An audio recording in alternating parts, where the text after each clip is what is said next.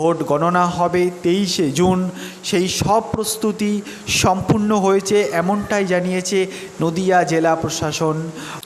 দর্শক, আপনারা দেখছেন আপনাদের নিজেদের চ্যানেল, প্রিয় চ্যানেল বাংলা চ্যানেল আদিক।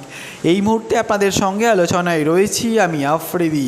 আপনাদের আরও একবার ভালোবাসা স্বাগত জানাই। দর্শক, আমরা প্রত্যেককে জানি নদিয়া জেলার কালীগঞ্জ বিধানসভা কেন্দ্রে উপনির্বাচন হবে আগামী 19শে জুন, ভোট গণনা হবে 23শে জুন। সেই সব প্রস্তুতি সম্পূর্ণ হয়েছে এমনটাই জানিয়েছে নদিয়া জেলা প্রশাসন।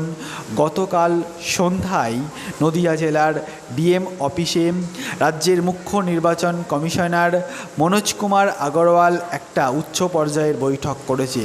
সেই বৈঠকে কি আলোচনা হয়েছে সবটাই জানাবো এই ভিডিওর মধ্যে। প্রথম থেকে শেষ পর্যন্ত সঙ্গে থাকবে, এটাই আমি ভীষণভাবে আশাবাদী।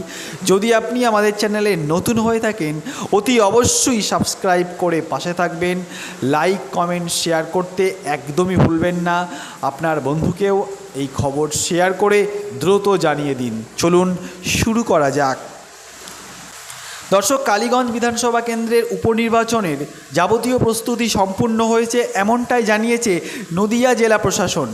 রাজ্যের মুখ্য নির্বাচন আধিকারিক মনোজ কুমার আগরওয়াল এর পৌরোহিত্যে গতকাল সন্ধ্যায় নদিয়ার কৃষ্ণনগরে জেলাশাসকের কার্যালয়ে এক উচ্চ পর্যায়ের বৈঠক অনুষ্ঠিত হয়। ভোটকেন্দ্রে নিরাপত্তা ব্যবস্থা, সিআরপিএফ মোতায়েন পরিকল্পনা, রোড চার্ট চূড়ান্তকরণ, ইলেকট্রনিক ভোটিং মেশিন, স্ট্রংরুম সংরক্ষণ, ভোটার স্লিপ বিতরণ সহ বেশ কিছু গুরুত্বপূর্ণ বিষয় নিয়ে আলোচনা হয়। নির্বাচনী প্রক্রিয়ায় যাতে নিরপেক্ষতা, স্বচ্ছতা ও দক্ষতার সর্বোচ্চ মান বজায় থাকে সেদিকে নজর রাখতে মুখ্য নির্বাচন আধিকারিক জেলায় নির্বাচনের কাজে যুক্ত সব আধিকারিকদের নির্দেশ দিয়েছেন। স্বচ্ছতা ও দক্ষতার সর্বোচ্চ মান বজায় থাকে সেদিকে নজর রাখতে মুখ্য নির্বাচন আধিকারিক জেলায় নির্বাচনে কাজে যুক্ত সমস্ত আধিকারিকদের নির্দেশ দিয়েছেন। নির্বাচন আধিকারিকদের নির্দেশিকা কঠোরভাবে মেনে চলা ও নির্দেশ দেন তিনি। সভায় জেলাশাসক, কৃষ্ণনগর পুলিশ জেলার সুপার, রিটার্নিং অফিসার, 80 বিধানসভার সাবসেক্টর আধিকারিকরাও বৈঠকে উপস্থিত ছিলেন। দর্শক, ভালো থাকবেন, সুস্থ থাকবেন, সর্বক্ষণ নিজের কাজ নিয়ে ব্যস্ত থাকবেন, পরিবারকে সময় দেবেন, আমাদের চ্যানেলেও সঙ্গে থাকবেন।